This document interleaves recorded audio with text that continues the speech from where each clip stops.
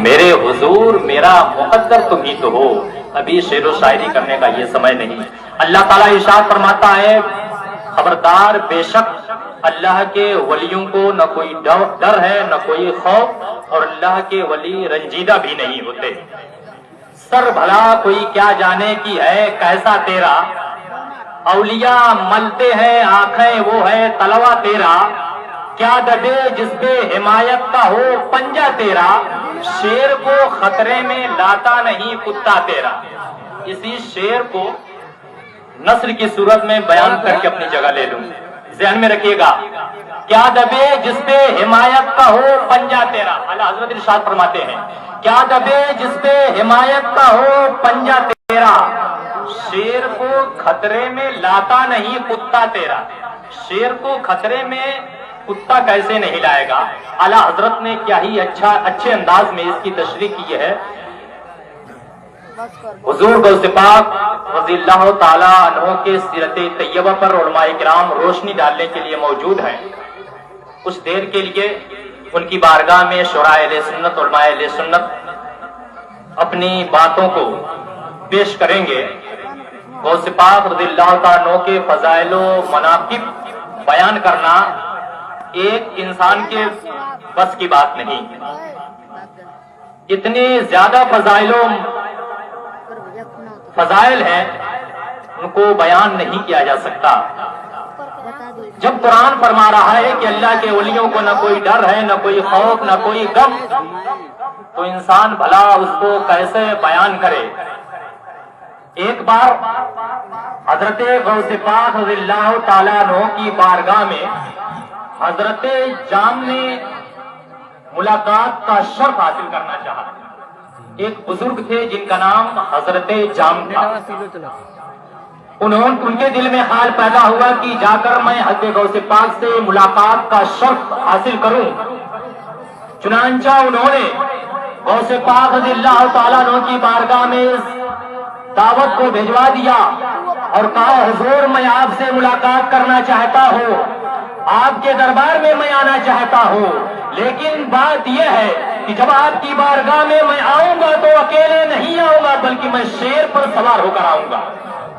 حضرت غوث پاک کی بارگاہ میں حضرت جام یہ دعوت بھیج رہے ہیں آپ کی بارگاہ میں میں آؤں گا تو آنے کے لیے میرے لیے سواری کا تو جو انتظام ہوگا وہ شیر کی سواری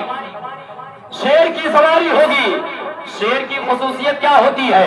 شیر کی بہت ساری خصوصیت ہوتی ہے. ان خصوصیت میں خصوصیت یہ بھی ہے کہ شیر کبھی کتے کا جھوٹا کھاتا نہیں, شیر کبھی کتے کا جھوٹا کھاتا نہیں, اور شیر کبھی غداری سے حملہ کرتا نہیں, شیر کبھی دھوکے سے حملہ کرتا نہیں.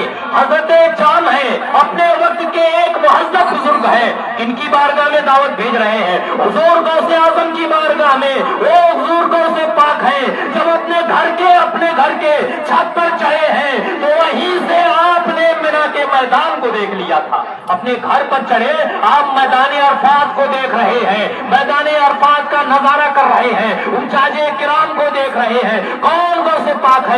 وہ غوث پاک ہے. وہ زمین کے اندر چھپی چیزوں کو دیکھ رہے ہیں. کون غوث پاک ہے؟ وہ جو مردوں کو زندہ کر رہے ہیں. کون غوث پاک ہے؟ وہ غوث پاک ہے جن کی بارگاہ میں کوئی جاتا ہے تو خالی ہاتھ نہیں لوٹتا ہے. حضرت جان دعوت بھیج رہے ہیں اور اپنے شیر پر سوار ہو کر کے چلے ہیں, بڑے جلال کے ساتھ چلے ہیں. کہاں چلے ہیں؟ غوث پاک کی بارگاہ میں چلے ہیں. جب غوث پاک کی بارگاہ میں پہنچتے ہیں آپ کا استقبال کیا جاتا ہے, آپ کے کھانے پینے کا انتظام کیا جاتا ہے, آپ کے لیے دسترخوان کا انتظام کیا جاتا ہے, آپ کی مہمان نوازی کی جاتی ہے. اتنے میں حضرت جام ارشاد فرماتے ہیں, غوث پاک سے ارشاد فرماتے ہیں میں اپنے ساتھ جو شیر لایا ہوں اس شیر کے لیے بھی کھانے کا انتظام کیا جائے. غوث اعظم ارشاد فرماتے ہیں کوئی گھبرانے کی بات نہیں ہے, سامنے ایک جانور بندھا ہوا ہے وہ شیر کے لیے ہے. اتنے میں حضرت جام ہے کھاتے اور پیتے ہیں. حضرت غوث پاک نے کہا وہ سامنے ایک جانور موجود ہے جو آپ کے شیر کے لیے ان کے کھانے کا انتظام کیا گیا ہے. اتنے میں حضرت جام ہے کن کو اشارہ کرتے ہیں؟ اس شیر کو اشارہ کرتے ہیں. جب وہ کسی کے سامنے آ جائے تو اچھے لوگ ڈر جاتے ہیں. وہ ایسا شیر تھا جیسے ہی حضرت جام نے उस जानवर की तरफ इशारा किया। दौड़ा हुआ ये शेर जाता है, कहाँ जाता है? एक जानवर पर हमला करने के लिए जाता है, अपने भूख को मिटाने के लिए जाता है। इतने में हजरत गौसे पाक की बारगाह में एक कुत्ता रहता था जो निहायत ही कमजोर था। उसने देखा कि एक शेर आ रहा है और आने के बाद वो जानवर पर हमला कर रहा है। इतने में वो कमजोर कुत्ता था, फौरन उस शेर की तरफ हमला करता है और एक आन में उसको दो टुकड़े में बांट देता है। ये था गौसे पाक के गली का कुत्ता जो शेर पर हमला करता है और उस शेर को दो टुकड़ों में बांट देता है। जब गौसे पाक के गली के कुत्ते का आलम यह है तो गौसे पाक के दर से कोई पड़ जाए उसका आलम क्या होगा, उसके आलम का अंदाजा कोई ही नहीं लगा सकता। लेकिन ये मर्तबा गौसे पाक को मिला तो कैसे मिला, गौसे पाक को हिदायत मिली तो कैसे मिली, ये तो आपने सुना होगा। हजरत गौसे पाक अपने माँ के पेट से ही वो हाफिज़े दीन होते हुए नजर आ रहे थे। एक मर्तबा आप अपने अम्मी जान के गोद में बैठे हैं और ये इरशाद फरमाते, अम्मी जान आप पर मेरा एहसान है। अगर कोई बेटा ये कहे अम्मी जान आप पर मेरा एहसान है तो ताज्जुब की बात है। हजरत गौसे पाक है, बचपने के आलम है, माँ की गोद में बैठे हैं, इरशाद फरमाते हैं अम्मी जान आप पर मेरा एहसान है। अम्मी जान इरशाद फरमाती है, बेटे तुम तो अभी छोटे हो, बहुत कमसिन बच्चे हो, तुम्हारा एहसान मुझ पर कैसे हो सकता है। हजरत गौसे पाक इरशाद फरमाते हैं अम्मी जान याद करो, एक बार एक साइल आया था और दरवाजे पर आकर के उसने भीख मांगा था। इतने में आपने उसकी तरफ साइल ने जब सवाल किया, आपने कुछ उसको देना चाहा, आपके हाथ में एक सोने का कंगन था, जब आपने उस फकीर को देना चाहा तो आपके कंगन को लेना चाहा था। इतने में मैं शेर की शक्ल में नमूदार हुआ और उस चोर को दो टुकड़े में बांट दिया। अम्मी जान मेरा ये आप पर एहसान।